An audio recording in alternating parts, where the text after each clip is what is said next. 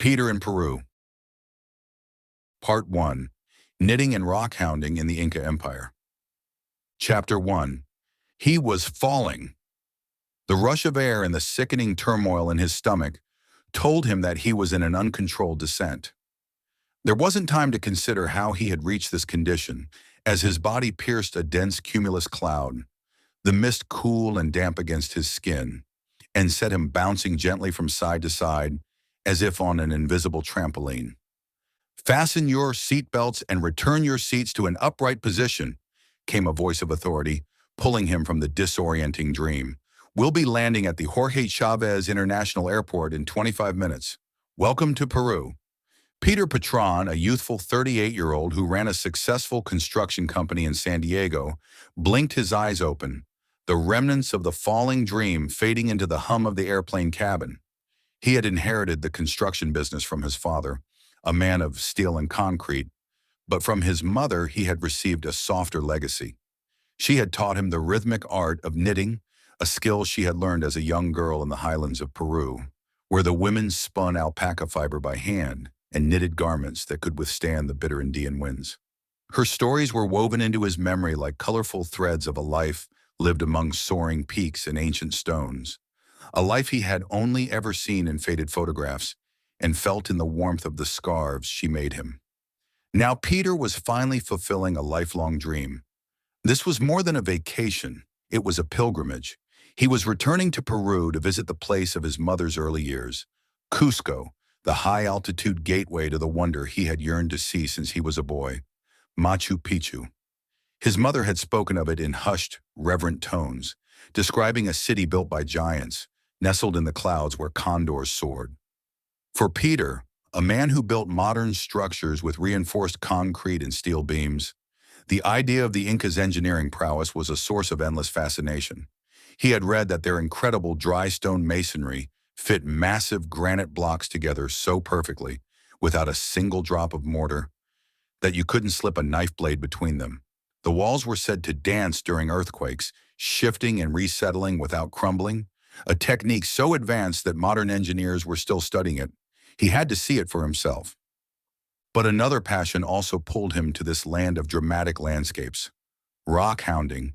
His interest, once a casual hobby of picking up interesting pebbles on San Diego beaches, had sharpened into a focused quest. He had learned that Peru was a veritable treasure chest of minerals, and he was particularly captivated by the national stone, the Peruvian blue opal. Found nowhere else on Earth, this serene blue-green gem was formed from silica-rich igneous rock deep within the Andes, and was said by the locals to be a gift from Pachamama, Mother Earth herself. Peru was also home to brilliant pyrite crystals, fool's gold, and the rare rose-pink rhodochrosite that collectors around the world coveted. The thought of finding even a small, raw piece of one of these unique stones made his heart beat a little faster. This journey was a chance to connect not just with his mother's past, but with the very earth she had walked upon. Chapter 2. Cusco, the city. Peter found a quiet table at a restaurant near his hotel in the heart of Cusco, the historic capital of the Inca Empire. The city itself was a marvel: colonial Spanish churches and red-tiled rooftops built directly atop massive Inca stone foundations, two civilizations layered one upon the other.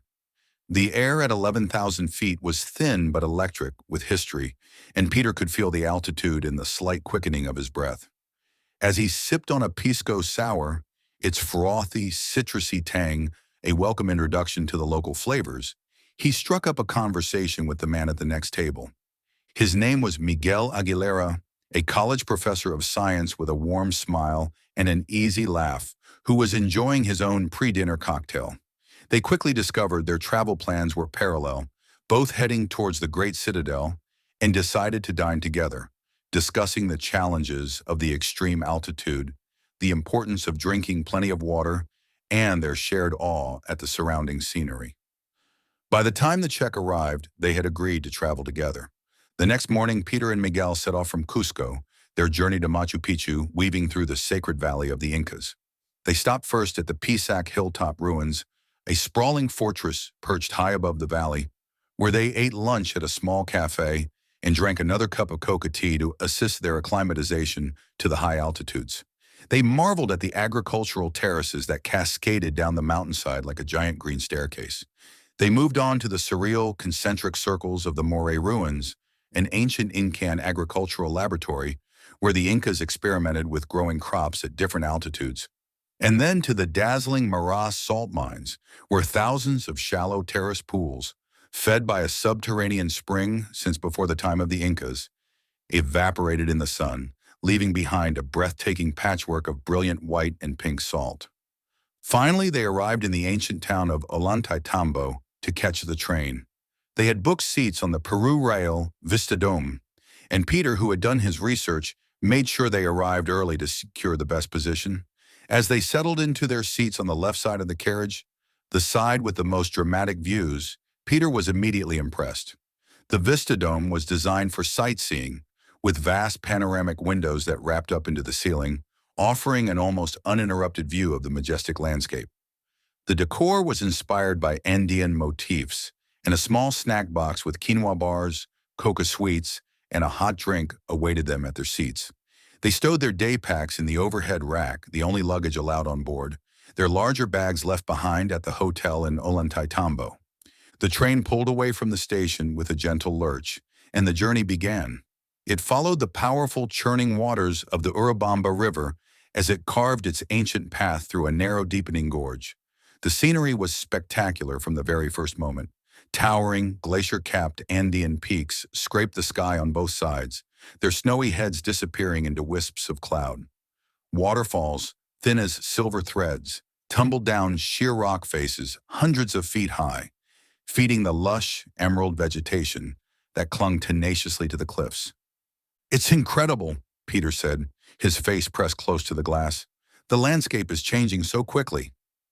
Miguel nodded, his eyes also fixed on the view. "We are descending from the Tierra Helada, the frozen lands, into the Tierra Fria, the cloud forest. Watch how the air becomes warmer, more humid. The plant life will become more exotic. Orchids, ferns, bromeliads. It's a completely different world." As the train swayed gently around a curve, revealing yet another breathtaking vista of the river gorge, Peter discovered two more things he had in common with Miguel. They were both passionate knitters, a craft passed down through the women in their families, and they were both avid rockhounds. Their conversation flowed as easily as the river beside them. "Look at that yarn," Miguel said, pointing to a woman in a nearby seat working with a skein of impossibly soft-looking fiber. "Must be baby alpaca. You can tell by the way it drapes. The handle is just exquisite." "I'm hoping to find some true vicuña," Peter confessed, a gleam in his eye. "My mother used to say knitting with vicuña was like knitting with a cloud. It's the rarest fiber in the world, you know." The Incas reserved it exclusively for royalty. Their talk shifted from fiber to stone as they gazed at the dramatic Andean cliffs that elicited thoughts of treasured stones to add to their collections. "Imagine the geology here," Peter mused, his construction background showing. "The pressure, the heat that formed these mountains over millions of years.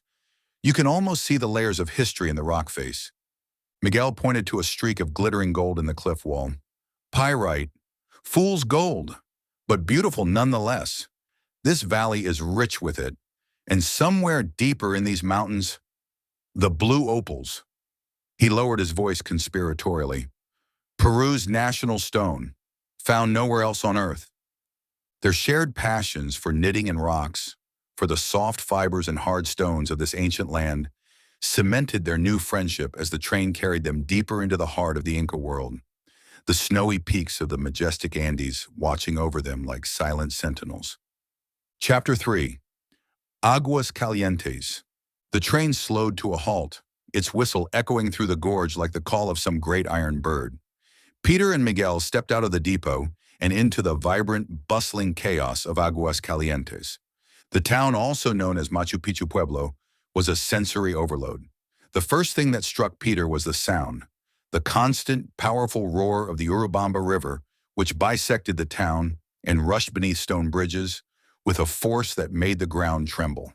It was a living presence, its energy infusing the very air they breathed. The second thing he noticed was the complete absence of cars. There were no roads leading in or out of this place. The only way to arrive was by train or on foot. The narrow streets were a bustling pedestrian thoroughfare, a jumble of tourists with hiking poles, locals carrying bundles, and porters navigating the steep inclines with impossible loads balanced on their backs. The town itself was nestled dramatically at the bottom of a deep green canyon, with mountains rising almost vertically on all sides, their peaks lost in swirling mist. It felt both cozy and awe-inspiring, a small pocket of human civilization carved into the immensity of the Andes. The air was warmer here than in Cusco, thick with the humidity of the cloud forest, and the scent of tropical flowers mingled with the aroma of grilled meats wafting from the restaurants that lined the main street. "Well, first things first," Miguel said, raising his voice over the river's roar. "We need a place to drop our packs." They consulted a small map and began to walk uphill, their boots echoing on the stone-paved streets. After passing a few fully booked establishments, they found a charming hotel, a 3-story building with wooden balconies overflowing with bright red geraniums and trailing bougainvillea. A hand-painted sign read, "Hostel Rio Sagrado." They were in luck. The proprietor, a stout woman with kind eyes and a rapid-fire mix of Spanish and Quechua, had one room left, and it overlooked the river. Their room was simple but comfortable, with whitewashed walls, 2 firm beds covered in thick alpaca blankets, and a large window that opened directly onto the rushing Urubamba below. The sound was even more intense here, a white noise symphony of water crashing over ancient boulders, and Peter knew immediately it would lull him to sleep that night. After stowing their day packs, their larger luggage left safely behind in Ollantaytambo, as per the train's strict policy, they set out to explore. Aguas Calientes was a town built for the pilgrims heading up the mountain, but it had a unique, energetic charm all its own. Restaurants with colorful menus displayed pictures of lomo saltado, grilled trout, and the more adventurous kai, roasted guinea pig, a local delicacy. The central square, the Plaza Manco Capac, was dominated by a striking statue of the Inca Emperor Pachacuti, his arm raised toward the mountain above, as if beckoning visitors to his great citadel. As they wandered, Peter noticed a striking stone carving set into a wall near a staircase, a detailed depiction of an Inca warrior in full regalia. It was one of the Stone Chronicles, a series of 37 remarkable sculptures scattered throughout the town, each one carved by local artists to tell a piece of the region's rich Inca history. Their exploration inevitably led them to the Mercado Artesanal, a sprawling, covered market that began right at the exit of the train station and seemed to extend endlessly. It was a kaleidoscope of color and texture. Stalls were crammed with every souvenir imaginable: hand-painted ceramics depicting llamas and condors, woven blankets in bold geometric patterns, silver jewelry set with turquoise and lapis, and of course, yarn. Mountains of it. "It's huge," Peter had to express his surprise. "I had no idea the market would be this extensive." They were immediately drawn to a stall run by a woman with a warm, deeply wrinkled smile. Her hands, nimble and sure despite her age, were spinning alpaca fiber onto a wooden drop spindle with a practiced rhythm that was mesmerizing to watch. Before them were woven baskets overflowing with skeins of yarn in every conceivable color. Deep, rich reds made from cochineal insects, brilliant yellows from coal flowers, indigo blues from local plants, and a range of earthy browns and grays that were the natural, undyed colors of the alpaca itself. Peter ran his hand over a skein of deep blue, the color of the Andean sky at twilight. It was exquisitely soft, almost impossibly so. "The knitter's curse," Miguel said with a knowing laugh, already cradling 2 skeins of a rich, terracotta-colored yarn against his chest. "You can never just look."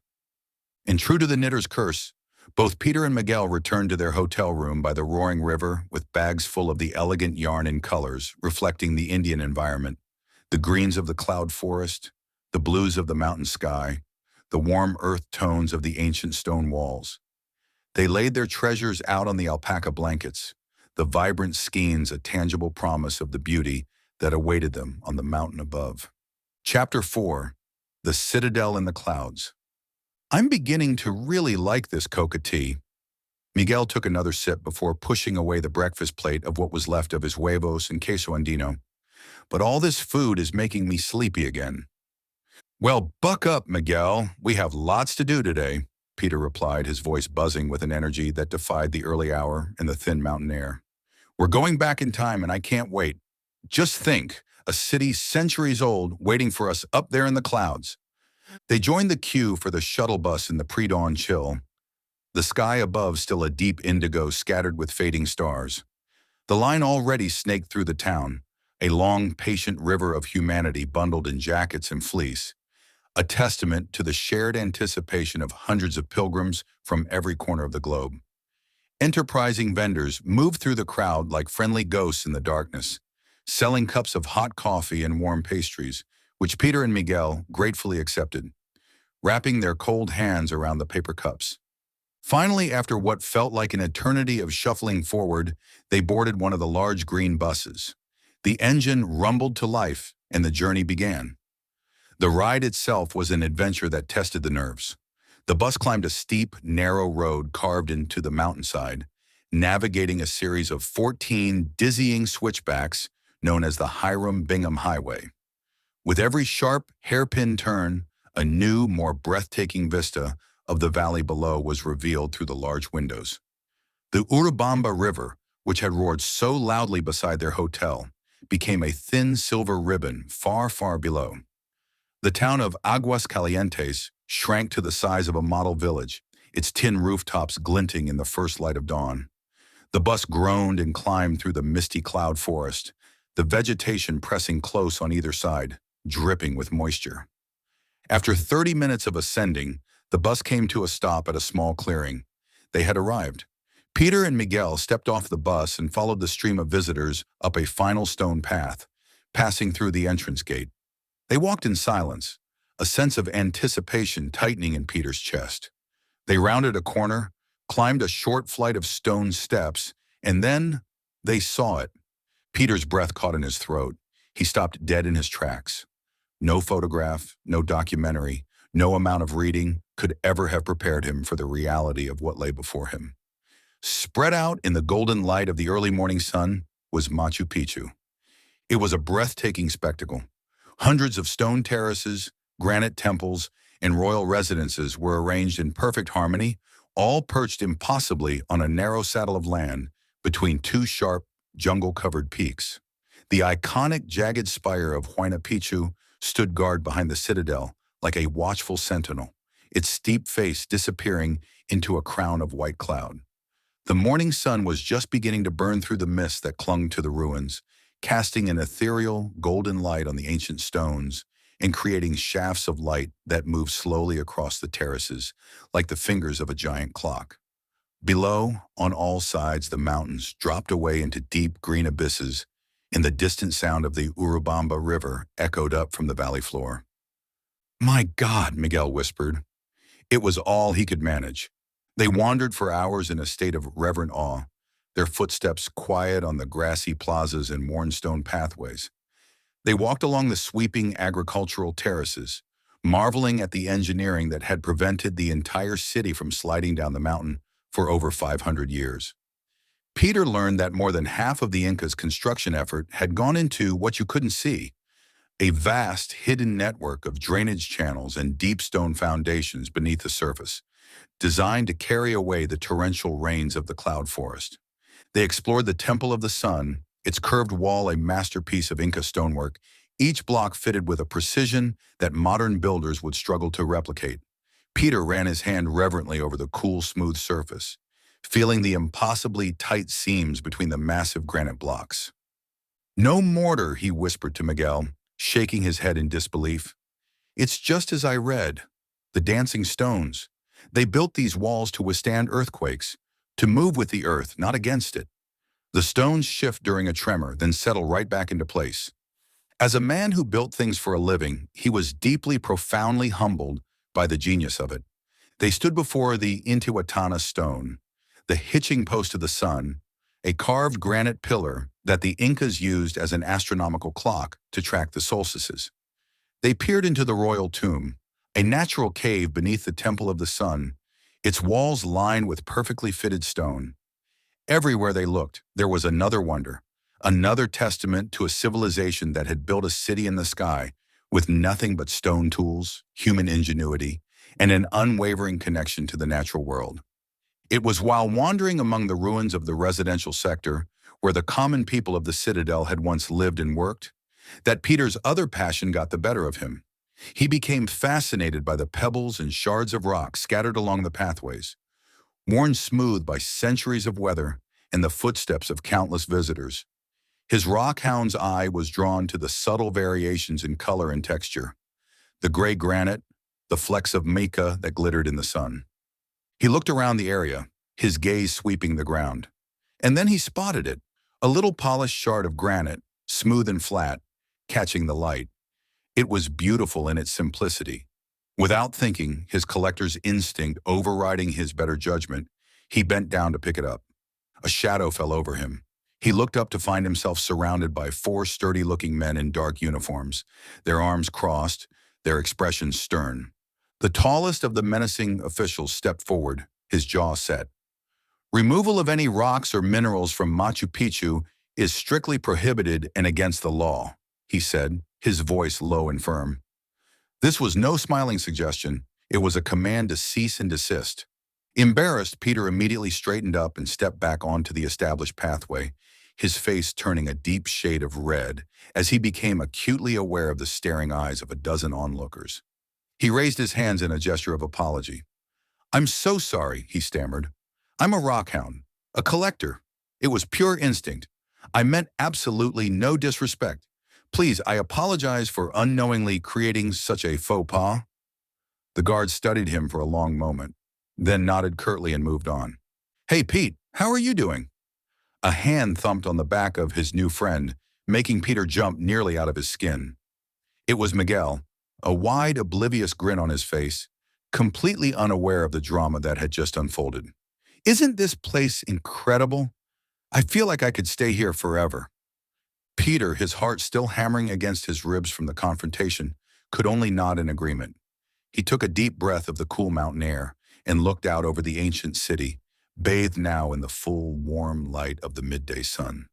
He had almost made a terrible mistake, a stark reminder that this was not merely a collection of old stones to be picked through. It was a sacred site, a place of profound beauty and humbling genius, protected for a reason. He realized with a quiet clarity that the deeper connection he felt to this place, to his mother's homeland, to the earth itself, was something no souvenir stone could ever provide. Chapter 5. A New Plan. The rest of their time at Machu Picchu was spent in a state of quiet reverence. The encounter with the guards had profoundly shifted Peter's perspective. He was no longer just a tourist or a collector. He felt like a guest in a place of immense power and sanctity. He and Miguel walked the stone pathways with a newfound respect, their conversations hushed, their observations deeper. They watched the way the light changed on the peaks, the way the clouds swirled through the citadel, revealing and concealing its secrets moment by moment. The desire to possess a piece of the place had vanished, replaced by a simple, overwhelming gratitude for having been allowed to witness it at all. That evening, back in their hotel room in Aguascalientes, with the roar of the Urubamba River as their soundtrack, they spread their newly acquired skeins of alpaca yarn on a table, admiring the colors and soft texture. "You know, don't you?" Miguel said. "There is an even softer faber than alpaca to be found in the Andes." Peter had a ball of yarn against his cheek. He had a puzzled expression before he responded. "Of course, vicuna. I have an idea that should work well for both of us." Miguel then outlined an itinerary that would satisfy any knitting enthusiast. A slow smile spread across his face. "I think I know just the play," he said, his voice dropping with a hint of excitement. "Have you ever heard of Tequila Island?" Peter shook his head. "It's an island in the middle of Lake Titicaca, the highest navigable lake in the world. It's famous for its textiles, which are considered so important they're protected by UNESCO. But here's the thing that makes it truly unique." Miguel leaned forward. "The men are the knitters." Peter was intrigued. "The men?" "The men," Miguel confirmed. "From the time they are little boys, they learn to knit. It's a fundamental part of their identity. They say a man's skill as a knitter is how he proves his worth, his intelligence, his diligence. They knit these incredible, intricate hats called chulos. The knitting is so fine, so impossibly tight, that a well-made chulo can hold water. Peter's jaw dropped slightly. Hold water? You're kidding. I am not. It's part of their courtship ritual. When a young man wants to marry, his potential father-in-law will test his chulo by filling it with water. If it doesn't leak, it proves he is a worthy, patient, and skilled husband. It's the ultimate test of a master knitter. The idea captivated Peter completely. It was the perfect intersection of his passions, a deep, living tradition of knitting, steeped in culture and history. Miguel, that's incredible. We have to go. I was hoping you'd say that, Miguel beamed. It's a long journey from here. We'd have to get back to Cusco and then travel south to Puno, the city on the lake's shore. The train doesn't run every day and can take 10 hours. The best way is to hire a car and a driver. It's about a 7-hour drive through the Altiplano, the high plains. They call it the Route of the Sun. What do you say? I say let's do it, Peter said without a moment's hesitation. The stones of Machu Picchu had been the history, but the knitting men of Tequila Island felt like the living, breathing soul of Peru he was searching for. Thank you for joining us on The Creative Globe. Be sure to subscribe, like, and comment below, and stay tuned for part 2.